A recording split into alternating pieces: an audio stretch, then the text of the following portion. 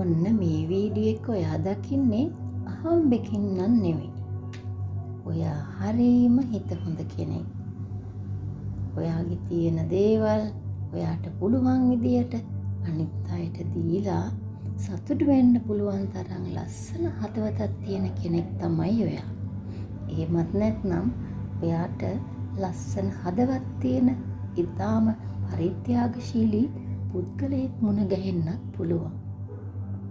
ඒ වගේම ඔයා කාගෙන් හරි ණයක් ඉල්ලලා තියෙනවා නම් එහෙමත් නැත්නම් ඔයා ලෝන් එකක් ඇප්ලයි කරලා තියෙනවා නම් අන්න ඒක ඔයාට හරියන්න තියෙන ඉඩ ප්‍රස්තාව ඉතාමත්ම වැඩි කියලායි ඔයාට මේ පෙන්වන්නේ.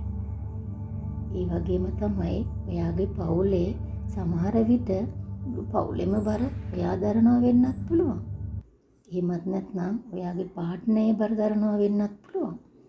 ඔයා ඒ බර දරනවා නම් ඔයාට පාර්ට්නර්ගෙන් සහයෝගය ලැබෙනවා කියලා පෙන්නනවා. එහෙමත් නැත්නම් ඔයා පාර්ට්නර්ට උදව් කරනවා කියලාත් මේකෙන් පෙන්නනවා. ඒ වගේම තමයි ඔයා ඊටාම සමාජශීලී කෙනෙක් කියලා පෙන්නනවා.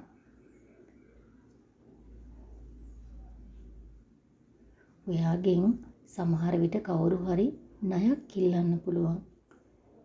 ඔයා සමහර විට බයයි ඒක දෙන්න ආයෙත් ඔයාට ගන්න බැරි වෙයි කියලා.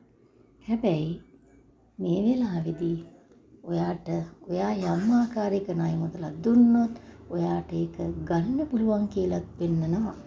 එහෙමත් නැත්නම් ඔයා කාට හරි මුදලක් දීලා ගන්න බැරුව ඉන්නවනම් අන්න ඒක ඔයාට ගන්න පුළුවන් අවස්ථාවක් උදා වෙනවා කියලායි මේ ඔයාට පෙන්වන්නේ.